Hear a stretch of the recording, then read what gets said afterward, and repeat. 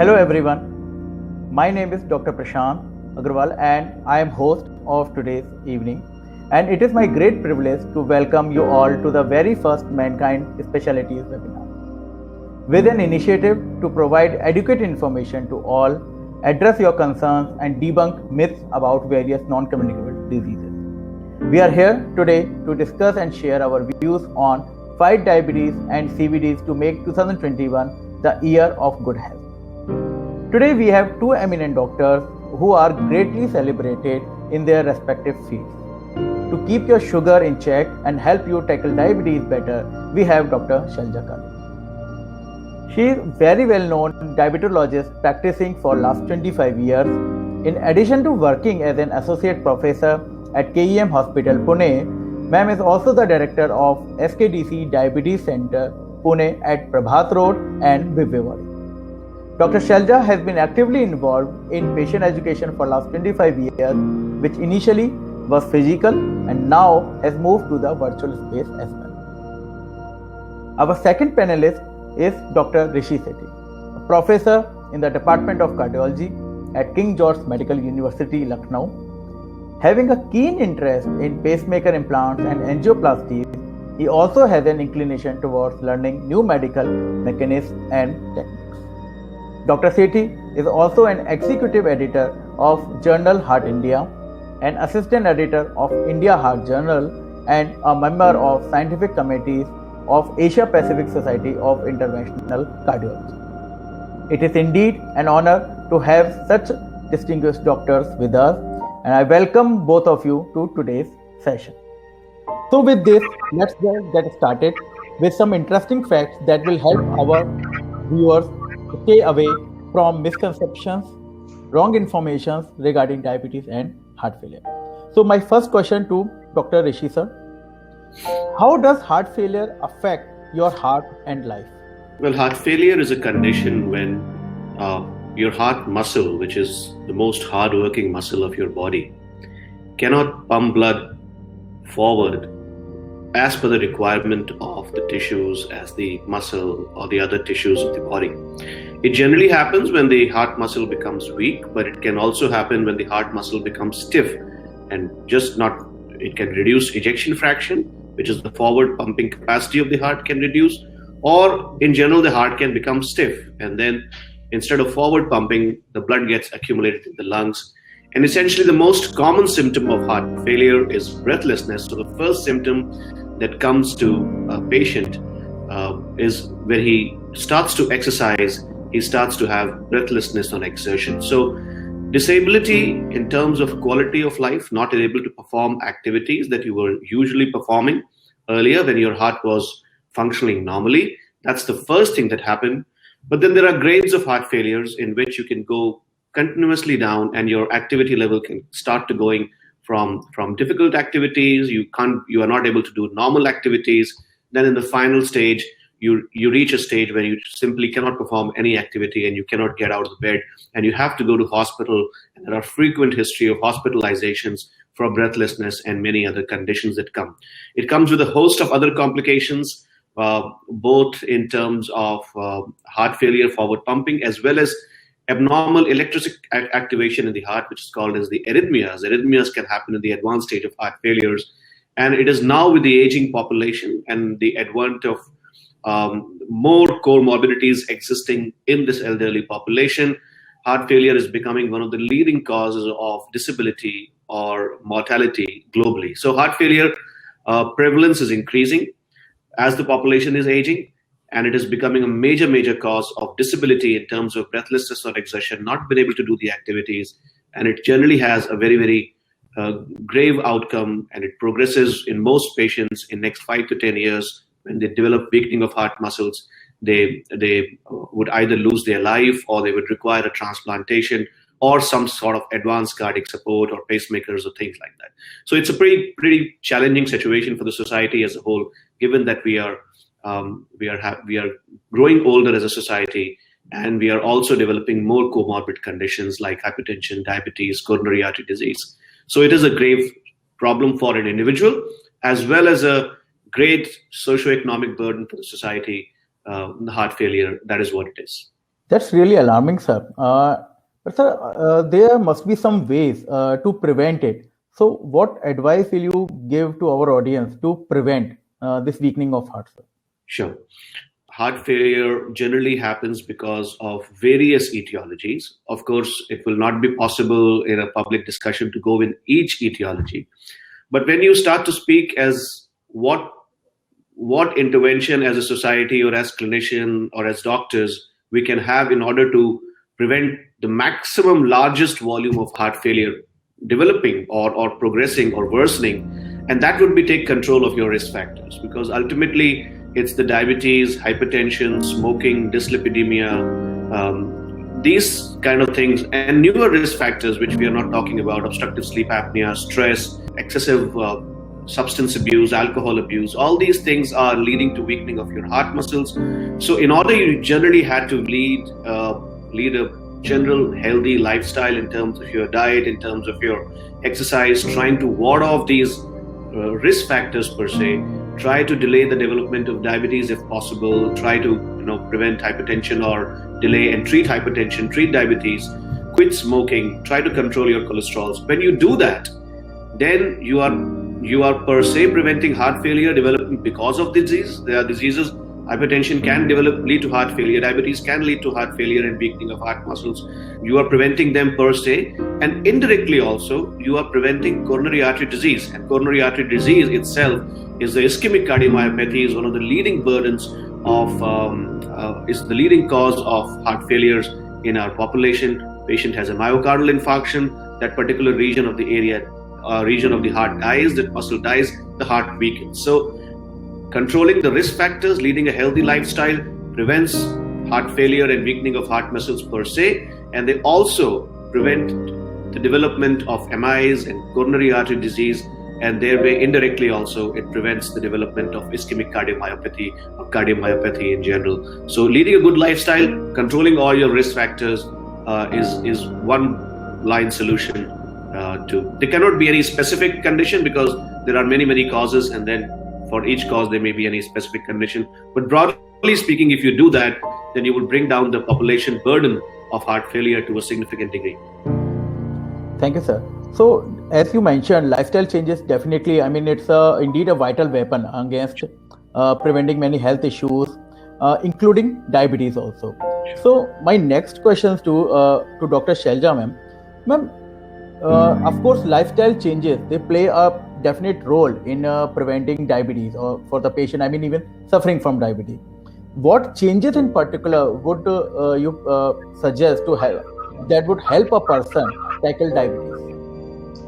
Yes, so thank you, Prashant. And as Dr. Sethi has just said, that how it is important that all these risk factors are going to push every person's heart disease towards a severe category or maybe heart failure.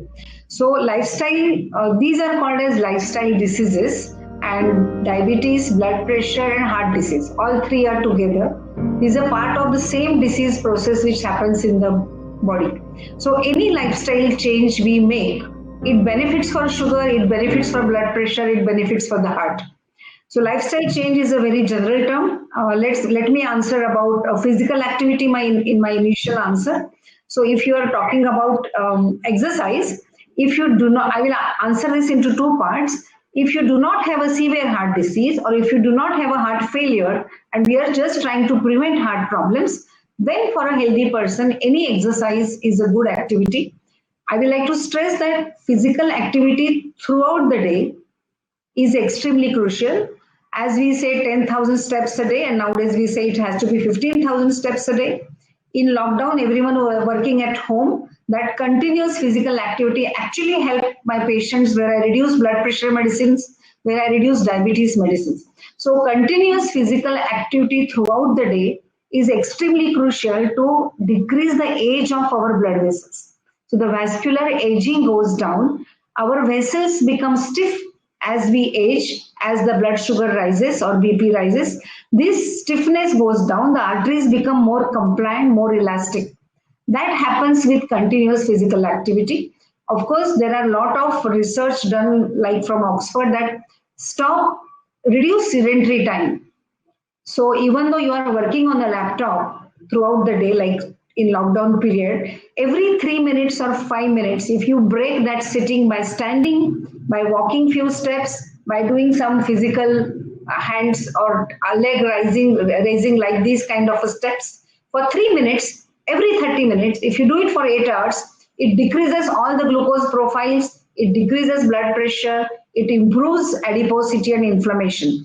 So, stopping or interrupting sedentary activity is very, very important. So, of course, about exercise, everyone knows like regular physical activity, which increase your heart rate, stretching, and then you have resistance training. All these things everyone knows. But what I want to give one message: continuous physical activity throughout the day, reduce your sedentary time, interrupt prolonged sitting. It really helps the blood vessels to decrease its aging. Second part, if you have an advanced heart disease and if you have a heart failure, still a little bit of physical activity improves heart function, which you everyone needs to discuss with their cardiologist or their physician or a diabetologist, and then follow that exercise routine if you have a known or diagnosed heart failure. That is definitely one needs to discuss with their doctor, but physical activity even at that stage helps. Thank you, ma'am. So definitely, ma'am, like you shared some good ideas about exercise, but as we are already aware, that lifestyle changes. I mean, they have another part which is diet. Yes. So let me start with Dr. Rishi, I guess. So, sir, according to you, what should be? I mean, how a diet for a heart patient? I mean, what suggestions will you give? I mean, we can split this part again into two things. First is the diets that would prevent that would be as a part of your healthy lifestyle and prevent your risk factors and prevent heart failure in continuum, and the heart failure diet. I would think it would be probably judicious for me to let Dr. Kale speak about the first part, which is the preventive aspect with the healthy lifestyle part.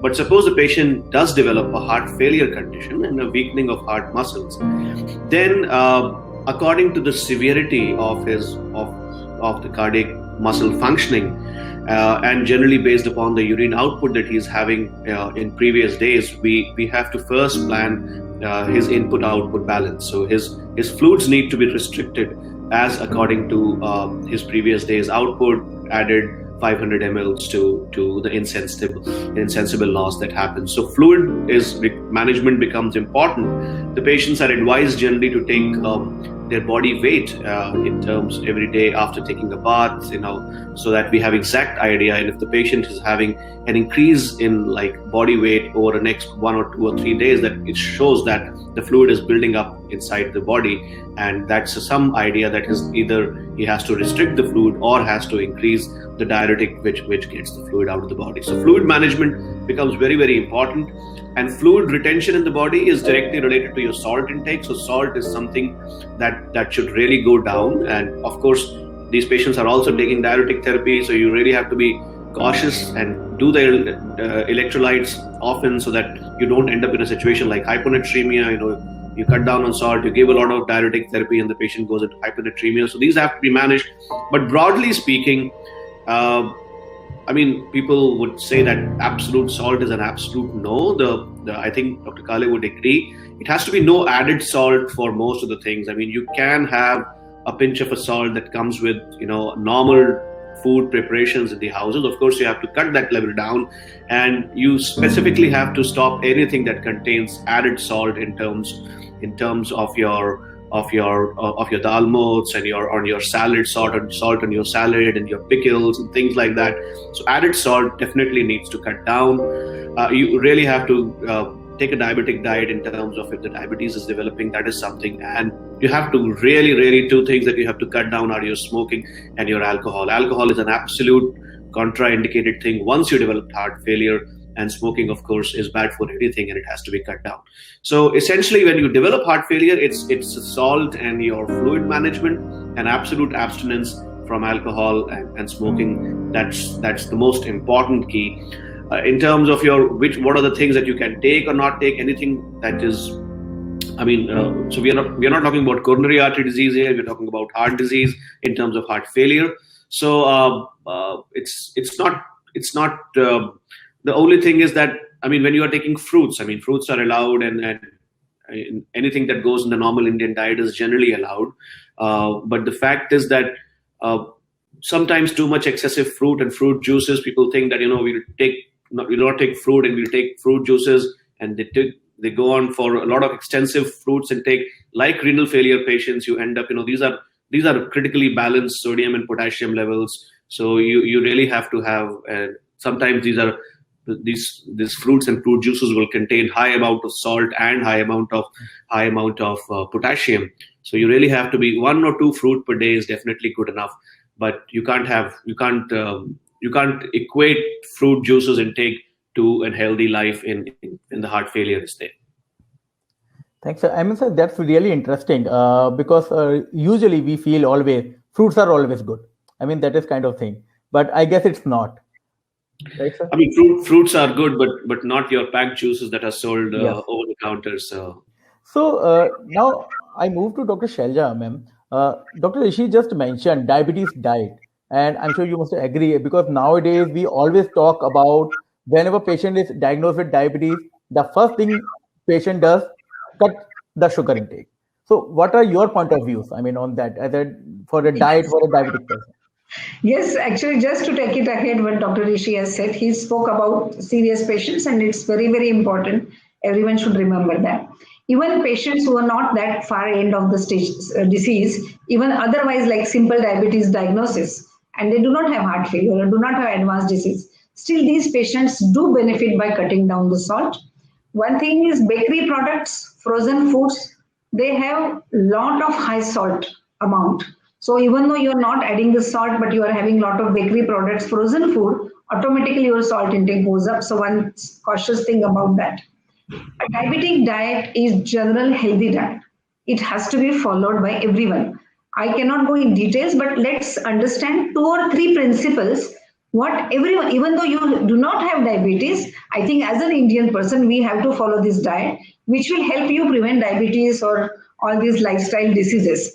So one thing is cutting down on calories. So whatever we are eating, we need to reduce calories. That is first principle. Secondly, checking the carbohydrates. So take more complex carbohydrates, like if whatever carbohydrates are like rice, chapati, bhakri, or bread. These are the main things which fill and which are needed. So reduce the amount. Try to have more fiber into it. So if you're having lots of vegetables, lots of beans, along with your carb like rice or chapati or bhakri, then these fibers will reduce the glycemic index of the food. At the same time, lot of fiber in the food will improve your microbiome inside your gut. So there are microbiota or organisms in the intestines which actually decides your sugar rise or your fatness, weight gain. So if we feed this microbiota nicely and we give healthy food like fiber and the nuts, then your sugar rise goes down. So adding the fiber is very, very important, even carbohydrate. Another important part, increasing protein intake. So if someone is vegetarian, it's very less. It's almost nil protein in our Indian diet. So consciously one needs to increase protein intake. Eggs, chicken, fish, we say it's a good protein. But also from the vegetarian diet, there are lots of things which can do a good recipes to increase protein intake by using dals and so many other things. So these are the 2 principles: increase protein, decrease carb, add more of a fiber, and definitely less fats. Now, if you're seeing about dietary interventions, there's a very one good study done across which shows actually a good Mediterranean diet can reduce heart problem. This is the first dietary intervention trial which has proved reduction in the heart disease. So it's not that everyone should jump to the Mediterranean diet, but there are parallels of Mediterranean diet in Indian diet. So you can discuss with your doctor or a nutrition expert and have the parallel things. A lot of Zawar soil is there, lot of good fruits are there, lot of vegetables are there, which are goes parallel to that diet, which are available. So always a diet which is there available in your area is good, like fruits, which are grown in your area where you are staying are always better for you rather than eating imported fruits. That is one thing. And fruit juice are bad even for a healthy person.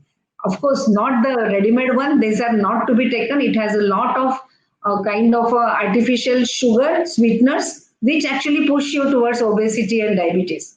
So we don't want artificial sweetener kind of these kind of fruit juices. Even a homemade fruit juice, I will always say eat fruits because you get fiber into it. So don't throw off the fiber. Actually, if you see the oranges, we talk a lot about everything is in the skin of the orange. So all the good things are in the skin of the orange. So if you throw that and just have a juice, there is nothing. So you can't eat skin, but at least whatever fiber is there. So all fruits to be eaten and chewed. So that was one take home for the fruits. But otherwise, have some concepts about a good nutrition, increasing protein, less fats, adding a lots of fiber, having a handful of nuts. It decreases heart disease. So almonds, akhroot, all these kind of nuts help your arteries and the heart to function better. So consciously having this food in your daily diet, it needs to be planned by yourself as well as your family members, then it's easy. Like one of the snacks can be of the nuts or can be of the good fruits, something like that. So little bit of time every week for the planning of the whole week, I think it's easy. If you start thinking at 5 o'clock what healthy food I will eat, it doesn't happen. It needs to be planned. That is the trick actually, to have a good healthy kind of a food and a good lifestyle. I mean, when you imagine and I will add to the Mediterranean diet, I mean, if you imagine a Mediterranean diet and in a non-scientific way also, it makes you feel so good. I mean, you have a fish, you have a red wine, you have a lot of salads with olive oils. What else do you need in life? It makes you feel so good. And see the amount of salads. It's such a big bowl of a salads, and it looks also good. It gives you a good kind of a feeling. And then you go to your bread, which is a smaller amount. Right. So we follow that principle in our kind of a plate. It's very good. So I think we can say here, I mean, having a balanced diet and of course exercising daily, that is the key basically. So because all these preventive measures almost looks like same for whether it is diabetes or it's heart failure. So Dr. Rishi, in your point of view, are these two connected, heart failure and diabetes? Oh, of course they are. I mean, of course they are. As Dr. Kale was saying, that it's now. So what is the biggest killer globally in the world today? I mean, more than 30% of people who are dying every day in the world are because of the cardiovascular diseases. But it's not cardiovascular. You'll have to extend the syndrome to a cardio-diabetic hypertensive syndrome. These are just part of the same family, affecting each other in a circle way. Ultimately, both diabetes and hypertension are one of the most, I would not say absolutely preventable, but treatable causes of precipitating heart diseases, both in terms of coronary artery disease and in terms of weakening of the heart muscles. We see a lot of patients who are diabetic, who have microvascular disease, who have normal epicardial arteries, but still they have their microvascular disease in the myocardium. Their muscle keeps on going down and down. It's sort of a diabetic ischemic cardiomyopathy, where the epicardial arteries, the large arteries, are nearly normal. You can't fix them by angioplasty or bypass, and you are really helpless because the microvasculature level is helping. So, of course, diabetes, hypertension are one of the most important bad pillars on which any cardiovascular disease rests, and it is all the same for the heart failure. So Dr. Srilekha, my next question is to you, ma'am. Ma'am, diabetes, when we talk about, so is there any particular age group when diabetes cases are more in occurrence, or is it no bar? No. Actually, if you look at the Indian patients, we do get diabetes at a younger age. So almost 10 years younger than our counterparts of white Caucasian or a European population. So type 2 diabetes in India is a peculiarity that we get it to young patients, like 35, 40, 30 years now. A lot of people are getting diagnosed with type 2 diabetes. And when you talk about the risk of heart failure, anyone who gets a diagnosis of diabetes compared to someone who doesn't have a diabetes, the risk of heart failure is 3 to 4 times higher, which may happen 10 years down the line, but the odds ratio or the risk is higher. So just by getting a diagnosis of diabetes, the risk of even not only all heart diseases, but even heart failure risk goes up. Especially the age at diagnosis of diabetes is very important. Younger the patient gets diagnosed as a case of type 2 diabetes, he has a more risk of getting heart failure, if you're talking only about heart failure. So, and which happens a lot in Indian population.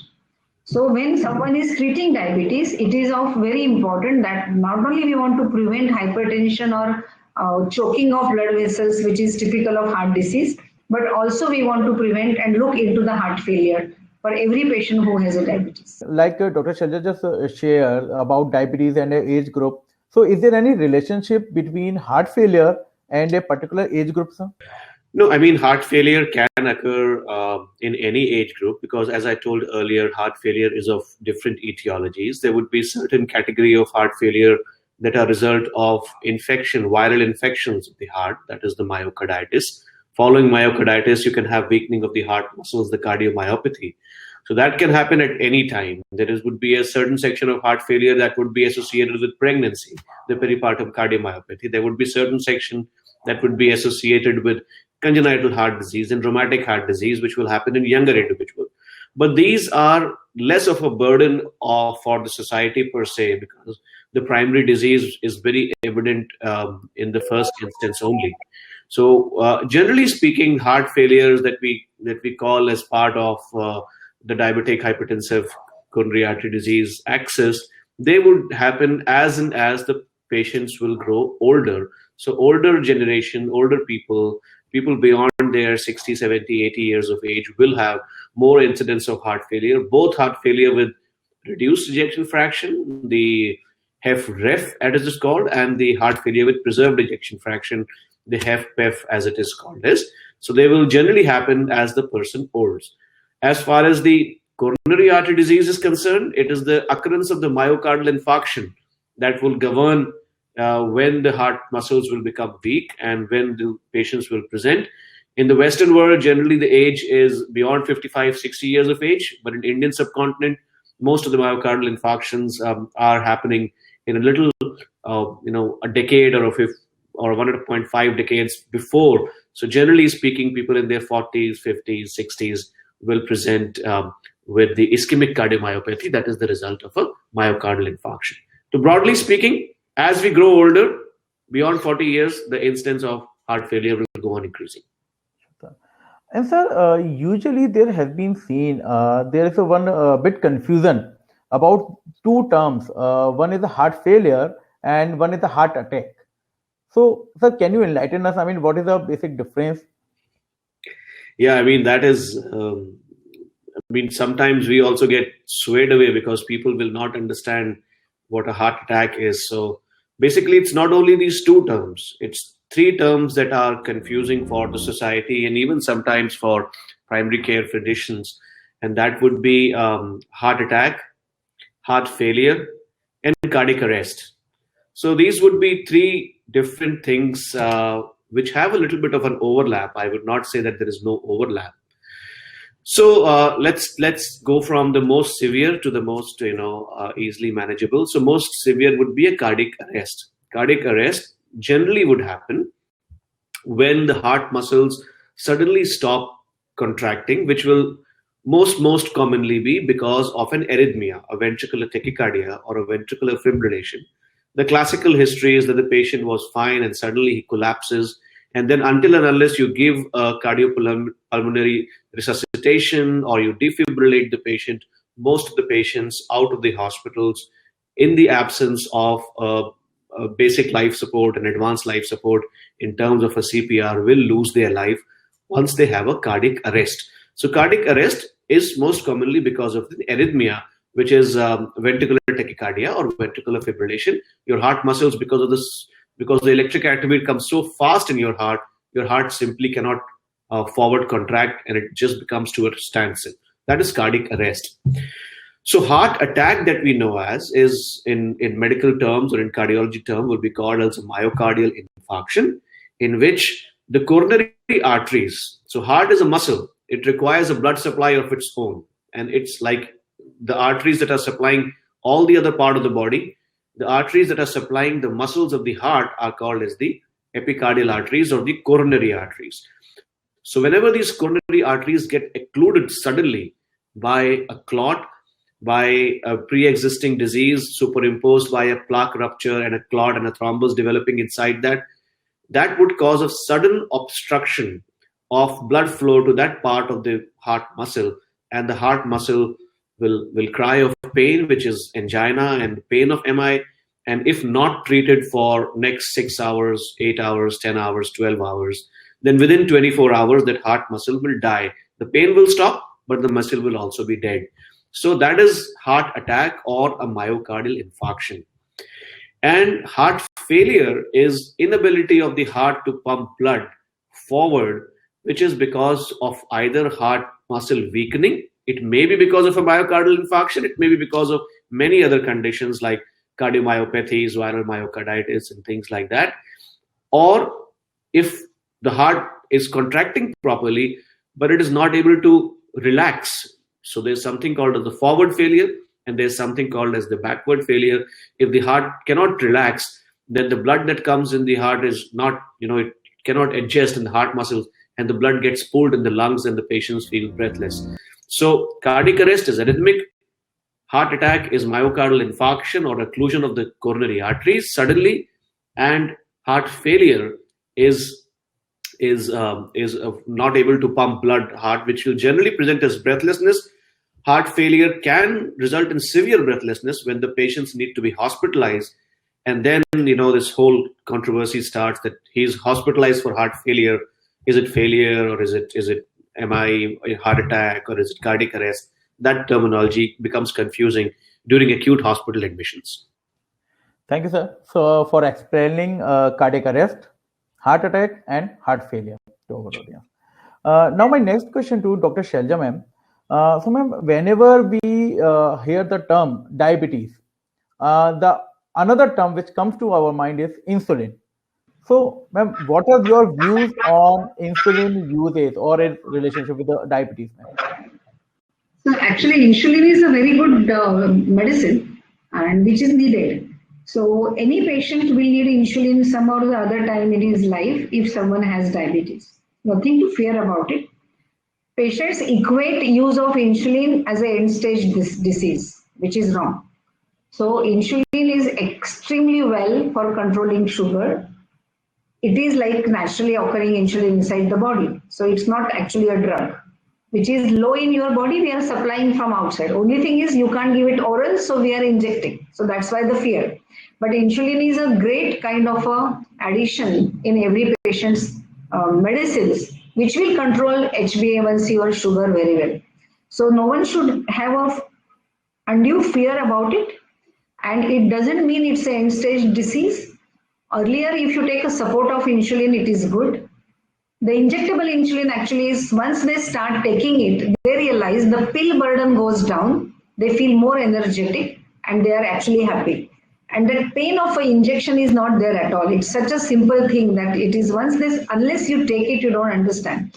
So I don't think anyone should have a fear of insulin. It's a great tool. At the same time, there is another myth is that once I am given prescribed insulin, all my life I need to take insulin. That is not true 90% of the time. It may be true in some patients, like type 1 or some patients, but mostly if you're taking insulin, we stop it in few months' times. Once the sugar is under control, you start responding to the tablets which you were not responding earlier because of the insulin treatment in between. So that is a myth, so that misunderstanding should not be there. Actually, it's a great kind of a medicine for everyone.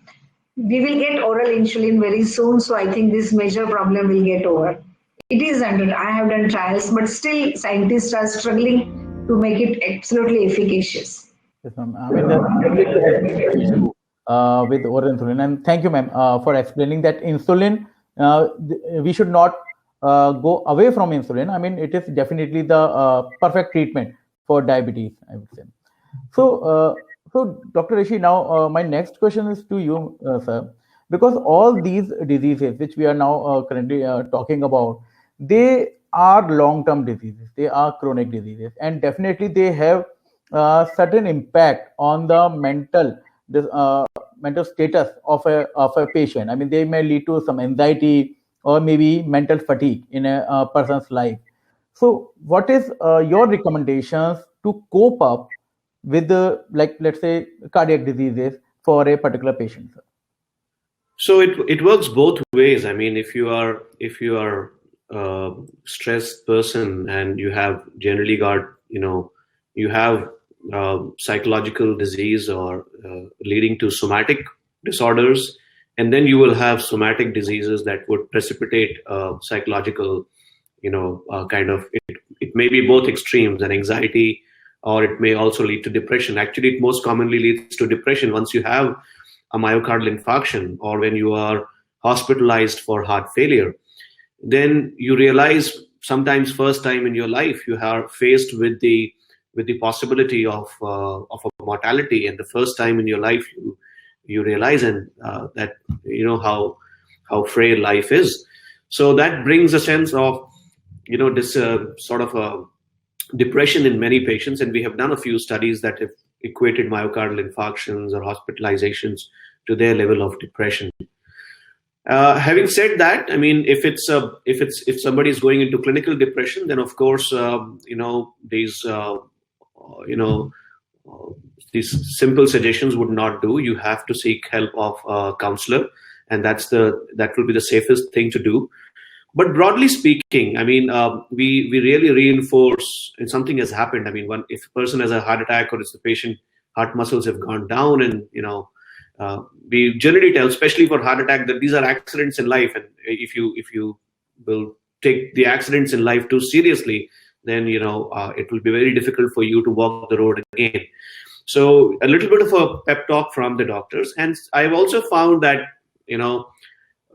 going into a little bit of, I should not be, I don't know if I'll not be judicious for me, going into a little bit more of creativity and spirituality and things like yoga, many a times heal these patients and bring the overall, milieu of hyperadrenergic state to a little bit of a calm state of mind. So I think things like yoga and breathing exercises and maybe other forms of relaxation and healthy living exercises are really underrated, and if they are applied into more clinical practice, I think they will help the patients, especially those who have undergone a trauma of myocardial infarction or are suffering from heart failure.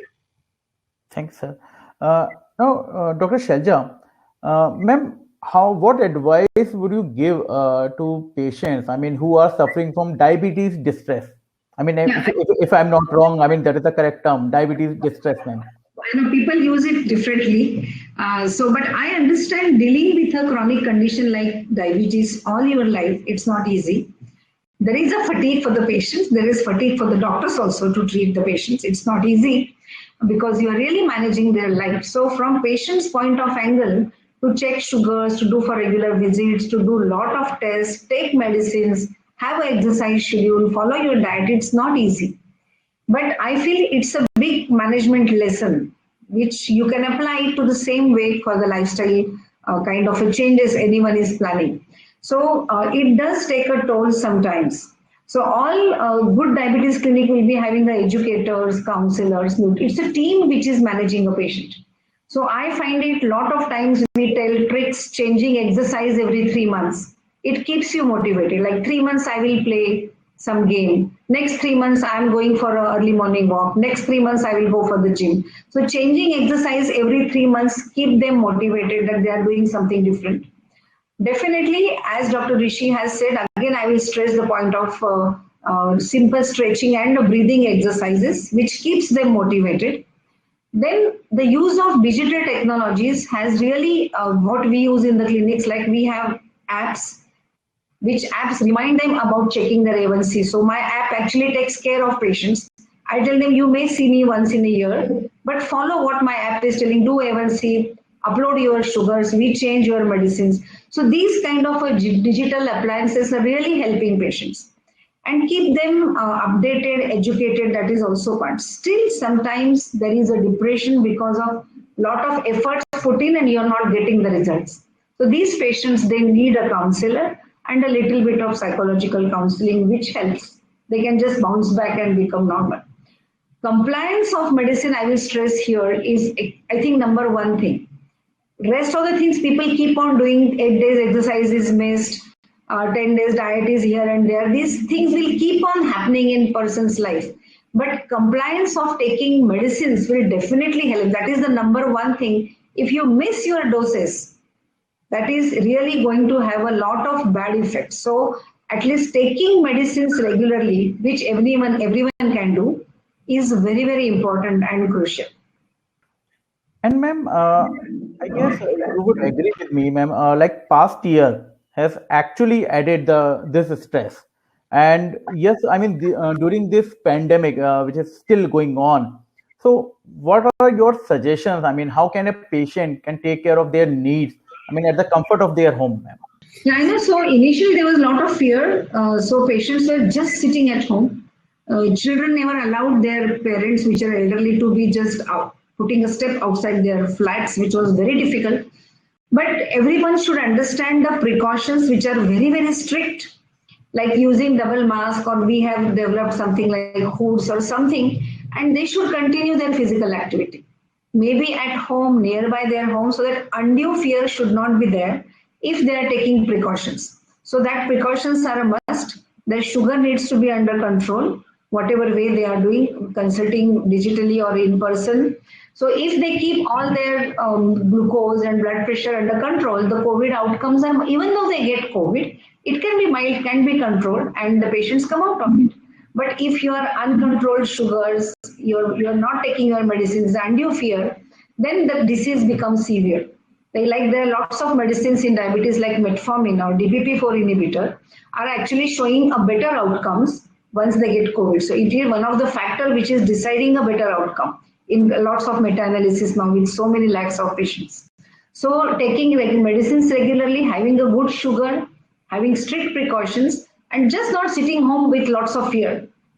They should follow their routine with precautions. It's possible. Now you can't sit at home. So a little exercise and everything, they need to follow their routine. So thank you, ma'am. So Dr. Rishi, from a perspective of a heart failure patient, I mean, what advice would you give? I mean, during this pandemic, sir?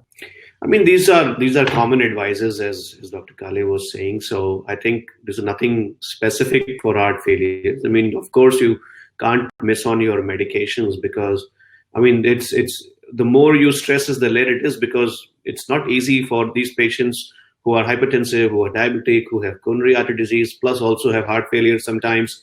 So to take all their medication, which may turn into like 5-10 pills a day continuously for years, is not simple. Whenever you are not feeling any symptoms and you are taking anything for prognostic benefit in the future, I mean, I can understand a person may stress if he leaves a diabetic medication, his sugar will go up.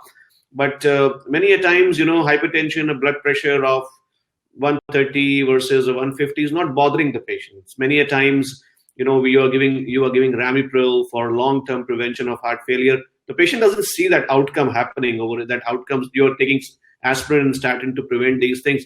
Patient doesn't see the effect. It's not a symptomatically. These are prognosis-changing drugs, and to take prognosis-changing drugs for 5 years, 10 years, it's not easy, I think.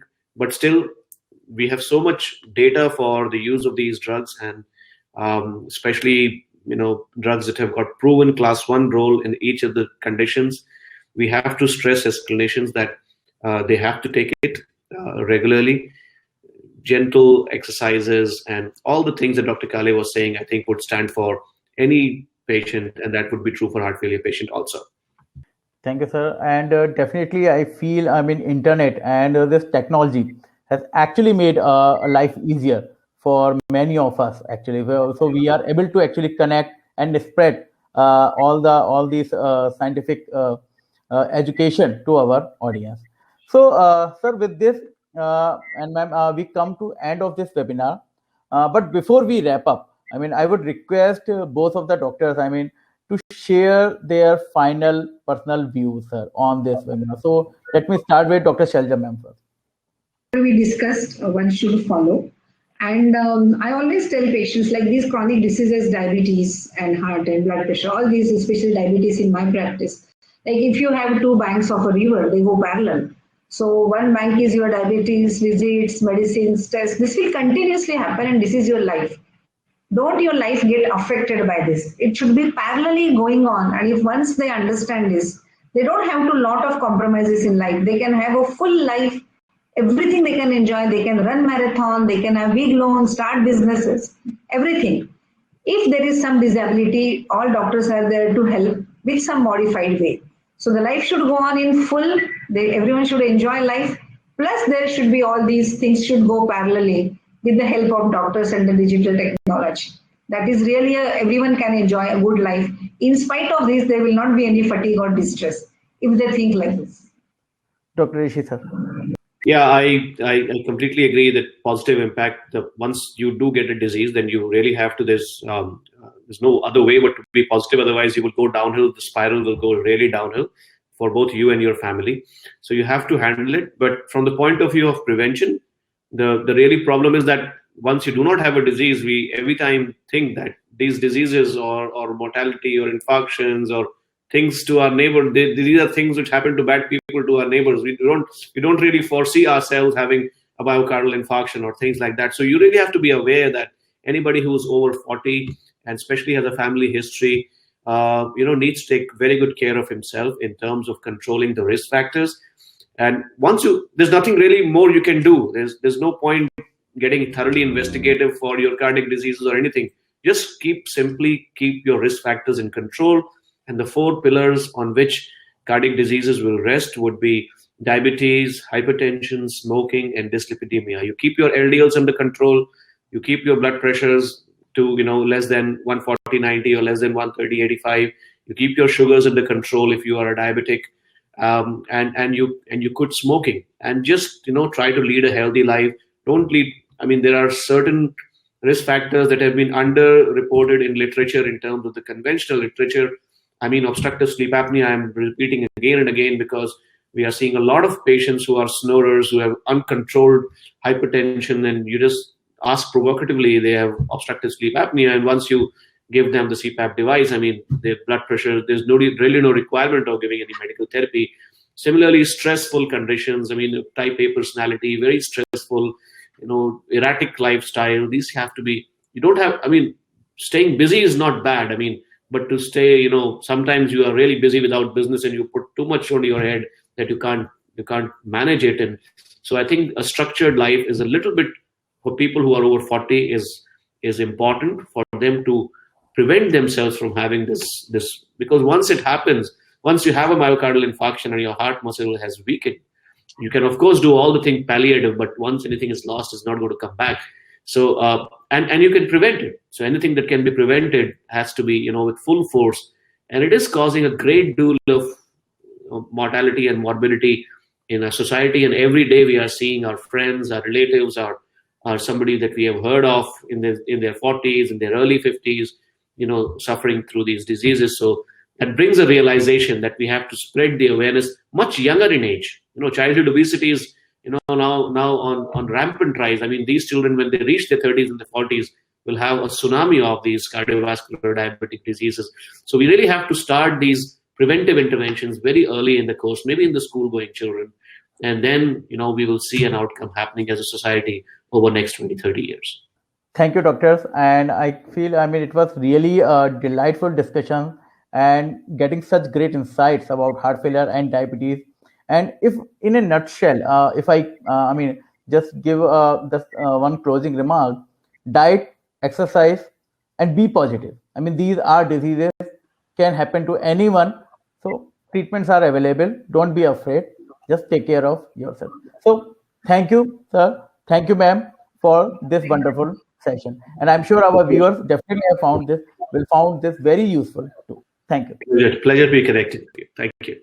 With this, we conclude our session, and do share your thoughts with us on today's session. You can write to us or via email or maybe direct message to us on our social media channels. We request you to stay tuned to receive updates about our upcoming webinars. Till then, stay strong, eat healthy, and fight non-communicable diseases. Take care.